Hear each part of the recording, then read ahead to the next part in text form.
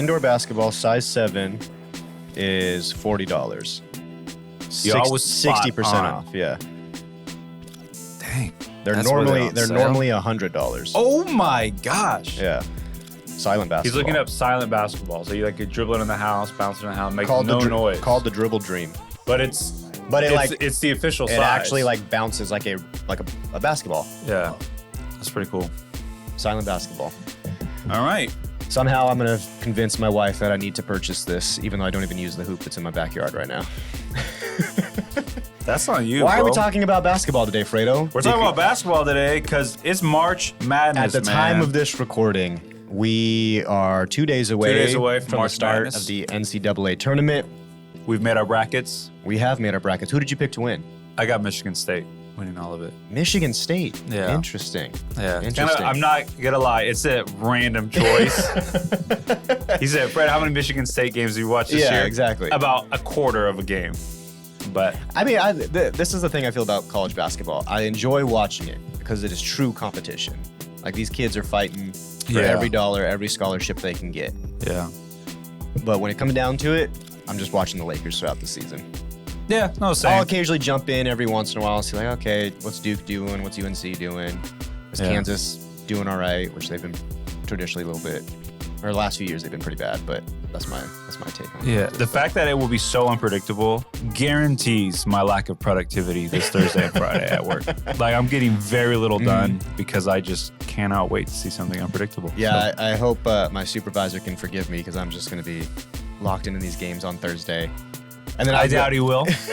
And then I was laughing because on Friday we're going out to celebrate my sister-in-law's birthday, and I didn't even realize it would be the day of like the start of the tournament. So I was like, Friday, I'm just gonna post up. Me and Zion are gonna be chilling, watching basketball. And now I gotta go. I mean, it'll still be fun. You better make sure there's TVs at that restaurant wherever you guys are at. Making sure that I at least have my phone going. Yeah. I have Duke this year, which is really not a hot take. Cooper Flag, man. They got a good team. Looking good. I had them Duke playing fan. Michigan State in the end. Really? Yeah. Okay. Yeah. I'm surprised Auburn is at a number 1 seed. Yeah. I feel like they had a really easy season, and to get that 1 is a pretty shocking pick right there. I don't know if I have them in my Final Four, but we'll see. But on top of March Madness, it is now right around the corner from NBA playoff season. Baseball season is starting next today, week? actually. Yeah, Oh, today in Tokyo, Japan, the Dodgers beat the Cubs in their first game of the season, 4-1. Wow. Yeah, I was looking that up as I was getting ready this started morning. the game internationally. That's pretty crazy. Yeah, they did the Tokyo series. So them and a few other teams started the season officially. So pretty sure today was the actual season game. Yeah, I think it was. Yeah. I don't follow baseball. I just always know around this time is when it kicks off again. Yeah. And then their like year-long series just goes on and on and on. Yeah, it's a long season, dude. 162 games. It's a lot. But yeah, sports are popping off, man. March Madness, NBA playoffs coming, and MLB Dodgers on the... As two true Laker fans, how are you feeling with our Lakers right now? How do I typically phrase it? I'm like foolishly optimistic. So hopelessly optimistic, I think is what I tell people. Like I'm regularly believing we will win the championship. Right. All the while ignoring the reality that we haven't done that in the last several years. If you follow Sandals Church, if the Lakers win the championship, you're going to see a lot of our online team in Lakers gear. Yeah. Because Fredo and I already decided we were going to buy a jersey for our good friend Zach if the Lakers win the championship. Yeah. I think we're going to give him a Luka jersey. Want a Luka jersey? Okay. Yeah. I think you either a Luka or an AR-15 jersey. A Reeves jersey would fit Zach's vibe really well. Yeah. One of them killer white boy jerseys on Zach. He wears that in public. They'll be like, this man knows game. Yeah, dude. exactly. Zach's a secret hooper. He was telling me. He probably got a better jump shot than you. Not a chance.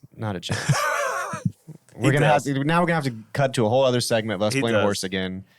Alex, roll the GIF where I'm dunking on Fredo. No, for the record, we shot a youth video, and I beat you and this little poor, teenager, Skylar. In horse. Broad daylight. That did happen. Broad daylight, middle of the neighborhood, on church property. We were on the Lord's property. property. Wasn't even lifted up all the way. And You're y'all shooting on a were 7-foot hoop. destroyed by me in some jeans and a shirt. Alex, show the clip of me just dunking on Fredo. And so not only was I giving the good word, I was out there giving the good jumper. I mean, it was one of our lowest viewed videos, so I don't know about the good word, but I'm just kidding. I don't know how many views it got. Oh no! But yes, two fans that love sports all things and sports. basketball and all those things, and we kind of started this conversation around. I had saw a few weeks ago the Lakers backup center, Trey Jameson. Yeah, Trey Jameson III. Trey Jameson III actually does like Bible studies on his Instagram. Like he regularly posts scripture that he's reading and interacting with. And I was like, that's pretty cool. You don't really see that kind of highlighted very often. Right. But then reflecting back, like Jalen Hurts had a pretty unique moment when he won the Super Bowl, just kind of mentioning his faith and giving a lot of the praise to God. So I wanted to start a conversation like, how are you starting to see that as a pastor, seeing some of these athletes maybe be a little bit more bold in their faith, I guess? Yeah. Yeah, I mean, I think, there's always been people who have had faith in Jesus competing in sports. I think, so I don't know if we see necessarily an uptick in today's world. I think just given the way that social media works and our connection to people, it's a bit more public. But there's for sure a trend where I think athletes just kind of have like an unapologetic approach. Like, yeah, man, I'm a professional athlete. I make lots of money. There's a lot of attention on me. But like I follow Jesus and I want to give him credit and thank him for this opportunity. You see this with a lot of international soccer players. I'm trying to remember that one team.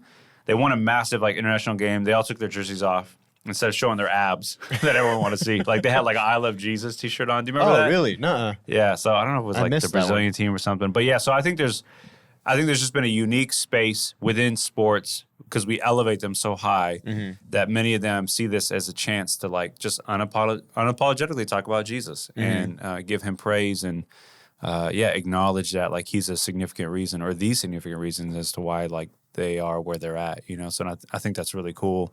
And they don't have to give like a preface, like this might offend some of you or you might not like this. Like, yo, I follow Jesus, man. I don't know what else to tell you, So I think that's really cool. So what would you say to like maybe some of the people that think athletes that do believe and follow Jesus should be more vocal? How would you navigate, or probably, I guess, maybe pastor someone through that of like, hey, you're in this position of notoriety, like a lot more people know who you are. How would you help encourage an athlete kind of navigating some of those spaces? Yeah, well, first I would be very cautious to the casual viewer who's just like, yo, you should always be talking about Jesus. You better have Christian tattoos and like choose a number that's a verse. Like, I just think like, they don't coach you like that at your job and at your work, so let's be cautious. And just because they have a public persona does not mean that they're not like real human beings and have other issues going on. You know what I mean? And so it's interesting to me that when it comes to the viewer, the consumer, the audience, right, the fan, we have very high standards when it comes to our athletes on what they can talk about, what they can't talk about. Right? You have the shut up and dribble problem, but then you also have you're not talking about Jesus enough. So what it is we want to curate our athletes to do exactly what we want, win when we want them to win, and to like believe in the things we believe in. And I think like that's just unfair to try to bend someone to our will, So I would caution any believer to demand more out of their athletes that they look up to. Like, oh, you're a person of faith, you shouldn't be upset on the court. You know what I'm saying? So I remember there was an issue too with like, Steph Curry, another outspoken Christian. Yeah, I mentioned that one. And there's a handful of times where the replay will show him saying some things that, maybe aren't said in church.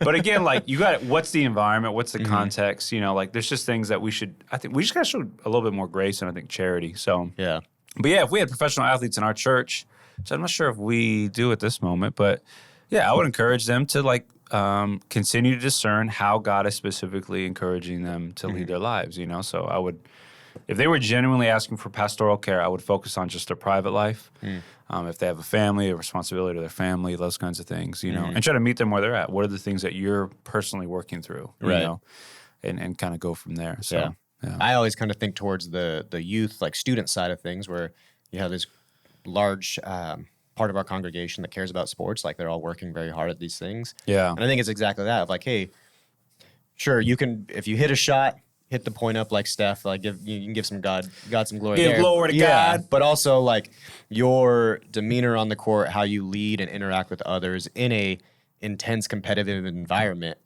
can be another way that you like witness and share your faith with people. Like it's the same thing with Steph Curry getting upset, where it's like, hey, we've all been there. Anyone that competes know that your tempers flare. You get up and you say things that probably don't mean. Yeah. But then there's the reverse side of that of like, okay, can you humble yourself and be like, yeah, that's my bad. I got a little too heated versus just like, nah, and being more combative and fighting in some of those things. Yeah. Yeah. Yeah. That's good. Oh, I lost my breath there. You had a lot to say. You shared some notes with me. You got some notes here. You've been thinking about this idea of theology and sports, where they meet and intersect and interact.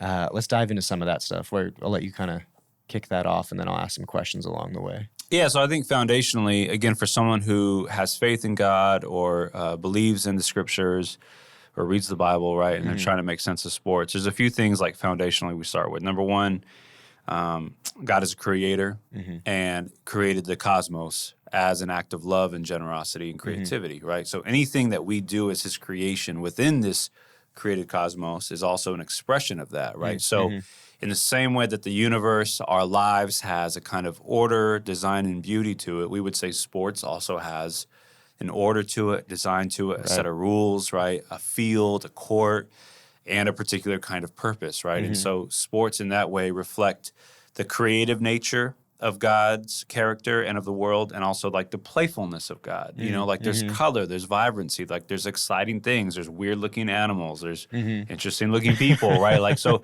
there's a playfulness to God in his character that's reflected in creation. That's also, I think, reflected in sports. I also think like sports reflects like the leisureliness of life, so that there's like a fun kind of recreational aspect to playing sports. That's just, it's just a good, you know, like people love playing pickleball today, right? Like, so like, it's just a good that we experience. Yeah. But then also you have like, when people are getting paid to play sports, right? You have the reality that people have disciplined their bodies in such a way that I would say is honoring and stewarding the gift of their body that God has given them. So for Christians, we actually have an incredibly high view of the body. It's not always talked about because we tend to be very repressive when it comes to, number one, our physical desires, our sexual desires, right? So like, it's very common for people to grow up in a church where it's like, the body's bad, it's about your soul, and, spiritually being saved and going to heaven when you die. And so we have a really low understanding of actually how high the Bible talks about the body. And so sports is an opportunity to discipline your body, work it out in a way that takes really good care of it. And then on the court or on the field, you get to see the fruit of that discipline, right? Like you literally have done the same routine over and over and over and over, and now you're dunking the ball in front of 1,000 people, So those kinds of things I think are foundational to creation, and to how we understand God creating the world, and then sports being the result of that creative life that we all live into, so. How do you think this practice of maybe discipline or actually, I would say discipline. I think, how would you say the ability to keep practicing and building yourself up in the aim of like this sport ties to our spiritual lives? Like, I think there's some direct correlations there, but I want to kind of hear your thoughts on like some of that. Yeah, that's a great thought, man. I think athletes are very aware of how important it is to give yourself to the same mundane thing every single day, all the time, right? So like, for example, I'm watching my son now play club soccer at a pretty high level, and his coach is great and has them do the very specific, like the same literal thing every 15 minutes before they train. And like, at first you would look at it and be like, this is just kind of strange. But when you realize like the speed at which they're moving their knees, or the way they're opening their hips, or the way they're stretching, or the way they're doing accelerate, decelerate, like those same monotonous routines over time form them to be athletes who can break someone down on the open field, So I think athletes are keenly aware of how simple, ordinary formational habits have long-term effects that we would say is very true when it comes to spiritual life. Consistently giving yourself to simple things like prayer or scripture reading or gathering with other Christians, right, have long-term effects on your soul and the way that you're formed as you grow into a person, So there's a lot of overlap between those two things. And a lot of it has to just do with everyday discipline, So, That's one of the hardest things, I think, when I'm talking with a student. Actually, not the hardest thing. One of the things we most often talk about when I'm talking with a student is this practice of like, sure, when you open your Bible, you might not get the most profound thought every single day when you're reading. Right. But you can build this practice, and 5 years from now, you can reflect back on like, oh, I remember when this had nothing for me, and now today it's feeding me spiritually. That same thing with like prayer. Like this feels like a struggle now. After doing this repeatedly over and over and over again, prayer is just second nature and something I go to consistently. And I always try to encourage the students. I'm like, hey, life is fun. Life is great. But also there's a lot of mundane and just middle ground in the things that we do as an adult. And you have to learn to just appreciate those and ride the mundane for what it is. Yeah.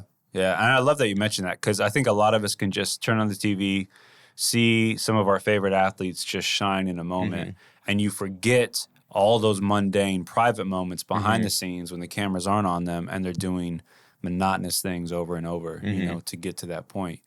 And so like there is something to say about their private life, what they do when no one else is watching does have power when it comes to when they're on the field, the camera's on, and, you know.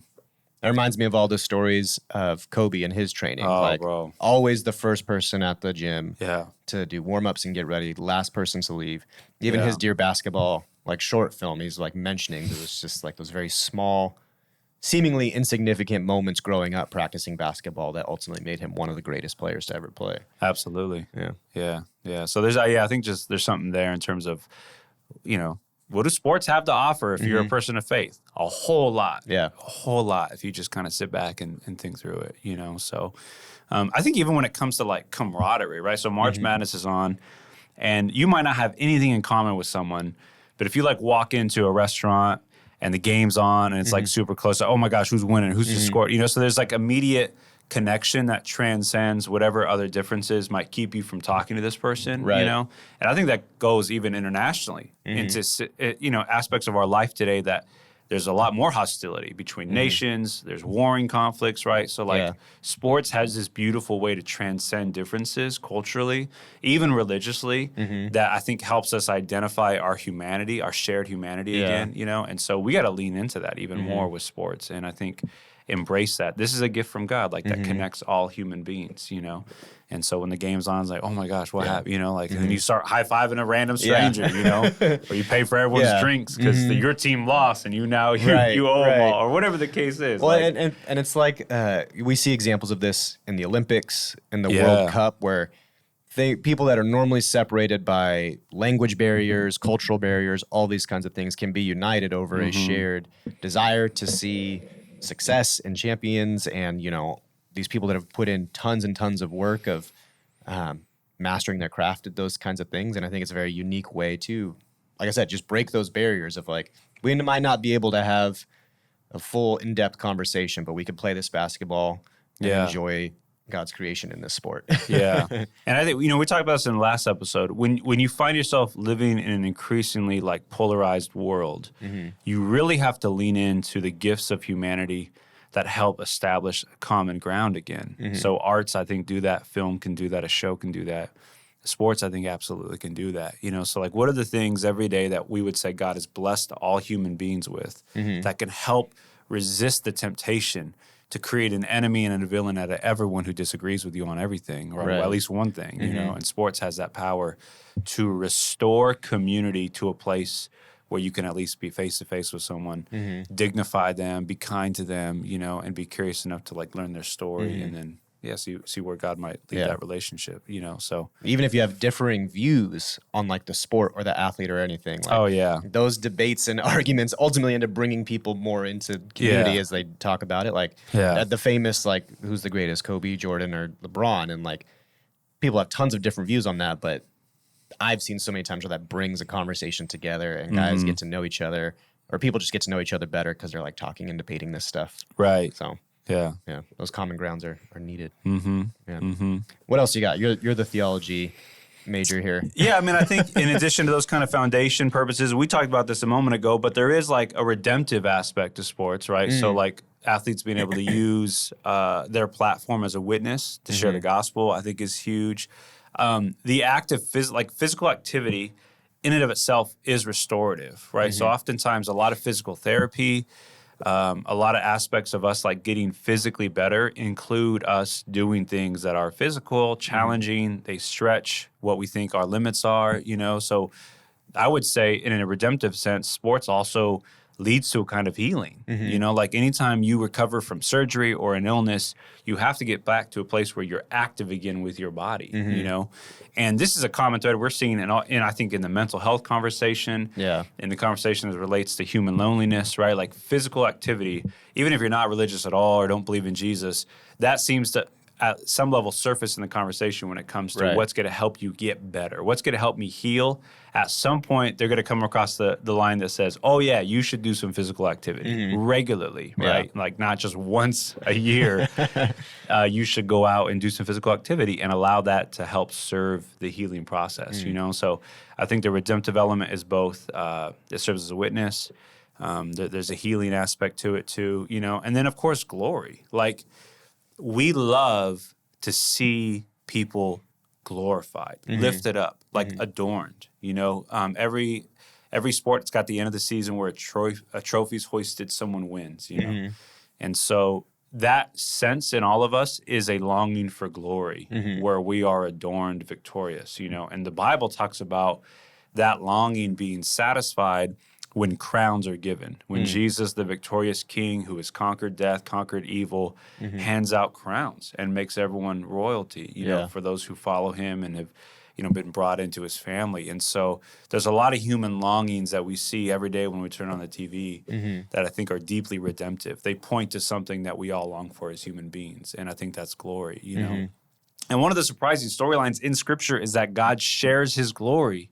Like Jesus praises us. There's a place in 1 Peter that talks about him honoring his people, you know? And so not that we rob God of his glory, like that's part of sin, but there's a part where God longs for us to celebrate with him, you know?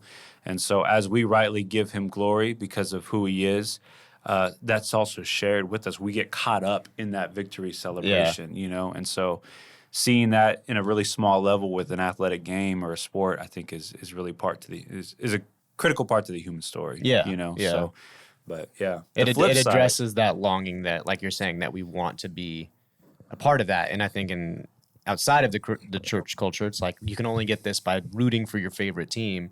And it's like you're saying, what Christianity offers and is on the flip side is you get to be a part of Jesus's glory. Like, he won the championship. He's bringing you now out on stage, and you get the championship bonus. Like, no, for sure. For sure. The flip side to all of that, though, is the dangers of creating idols out of sports, right? Where that glory is distorted and only seen in the lens of what I can get for myself, you know? So I would say, like a lot of people say today, no one goes to church anymore, you know, and that's maybe too simplistic. But I would say, well, no, everyone still goes to a place of worship. It's just not a church. It might be the mall, you know, or it might be a stadium. So I think those are our new modern places of worship, stadiums and malls, where people can, you know, see an advertisement and be like, that's the glory I want. That's who I want to be. I need that outfit to look like that, to get that kind of glory and attention, you know?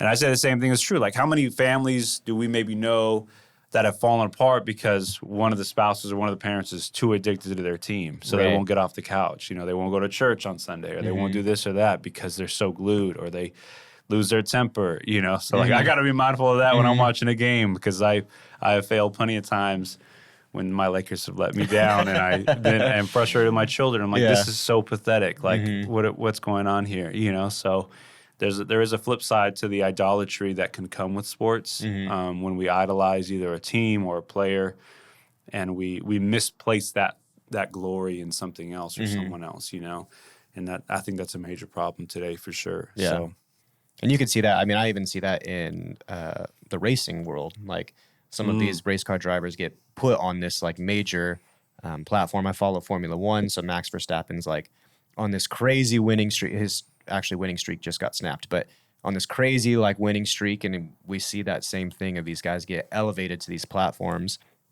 But as soon as they say something that is just slightly out of out of touch with what the viewers want, then they become villainized and all these kinds of things. And I think that shows that, like, how quickly we idolize and make the person's glory bigger than the person themselves. Exactly. Yeah, I don't really know where else I was going to go with that, but that was just what I was thinking as you were sharing that. Yeah, I think misplaced glory is just a common storyline throughout all the Scripture and throughout our lives, right? Putting too much weight into something that can't hold it, you know.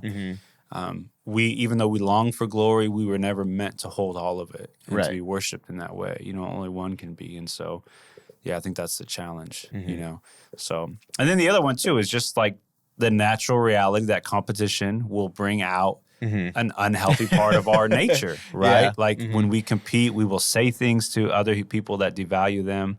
We will treat them in a way that can harm them, right? Like competition can get ugly. And there's a part of rooting against the team you dislike that brings out a true, sometimes evil hatred towards people, right? Yeah. Like there's international soccer games that are canceled because of the threats that fans are making towards athletes, the racial slurs that are coming out, So there are really unhealthy aspects of competition that I would say is like a competition without grace, because there is a kind of competition that makes us better and makes us appreciate each other. Like, okay, you got a decent jumper. It's not as good as mine, but it's good.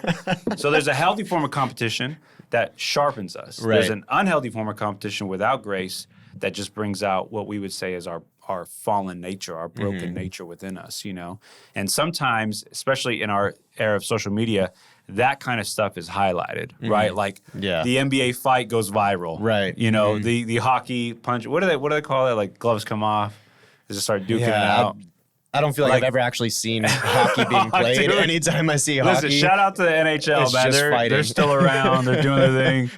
Yeah, and I understand. Like, so there are some unhealthy aspects of competition that oftentimes are blown up, idolized, leveraged to make more money, expand the fan base, right?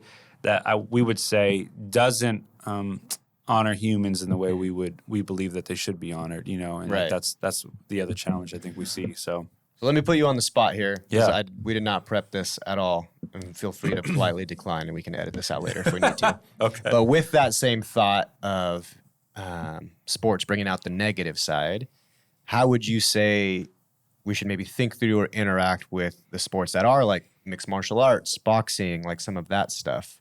Oh, yeah.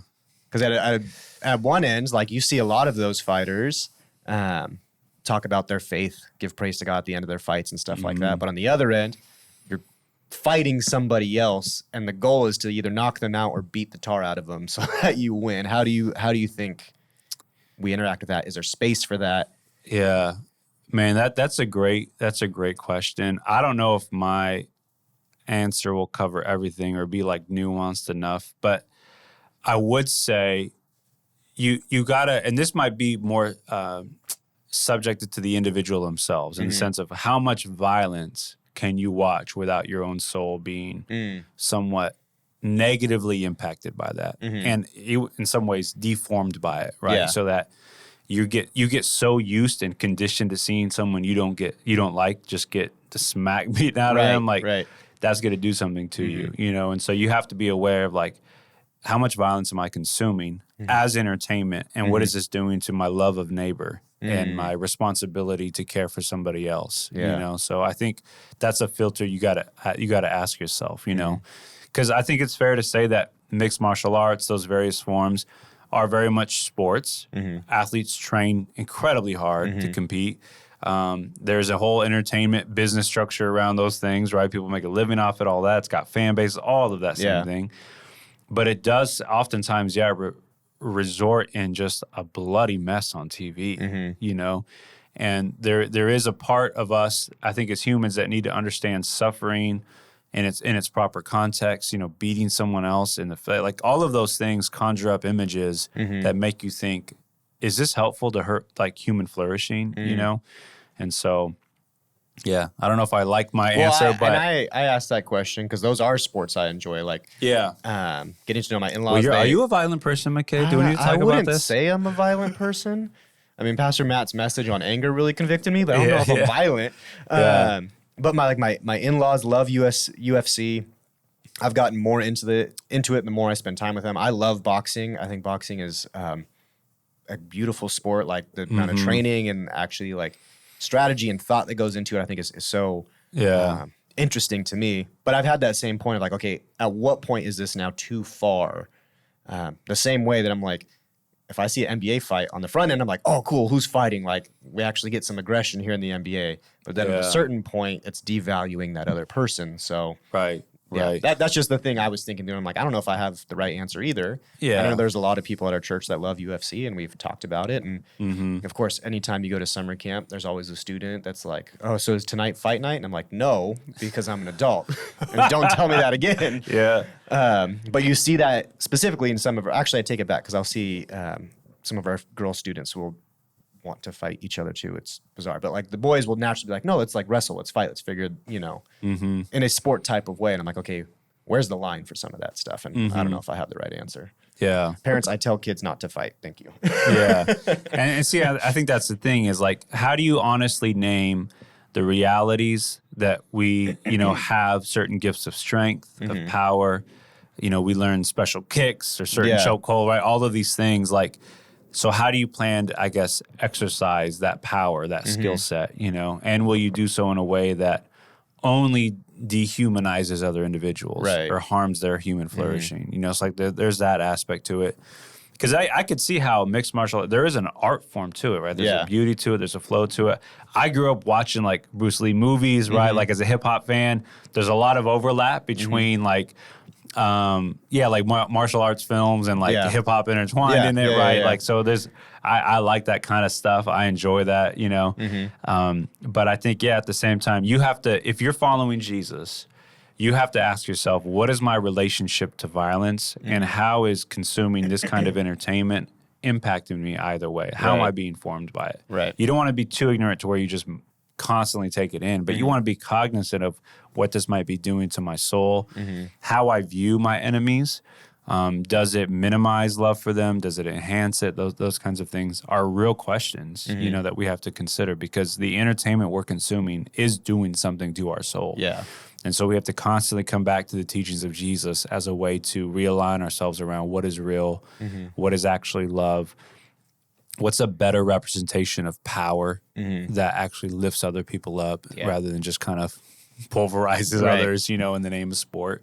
So, I think just thinking through those things is really, really critical. Yeah. So, but good question. I probably have to give some more thought to that. This is going to be seemingly off topic. All and right. maybe this is a Theology and episode for later on. But the Nickelodeon show, Avatar: The Last Airbender, I think addresses that question of power, how we navigate some of those things. And it's around this frame. Have you ever watched it before? With my kids. I've seen a few episodes, You got to watch the whole thing because the story, I think, addresses that topic in a very interesting way. Now, granted, it's earthbending, like all this crazy, kind of like anime stuff. But I think it gets into that story as you have the main character who is a 12-year-old with all of the power of the elements, figuring out how do I defeat a powerful overlord that's like been oppressing people. So I'm going to put that pin there. Yeah. Watch the whole series. It's easy because they're like 20-minute episodes, so you can get through it pretty quickly. Yeah. But we should have a conversation around that. Yeah. That's good. That'd be pretty solid. Yeah, that'd actually be enjoyable. I would love to do that. That's all I really had. Sports. Yeah, talking sports. Go Lakers. Lakers in 5? Lakers in 5. What is that? OKC, UFC, KFC. Actually, this is my hot take.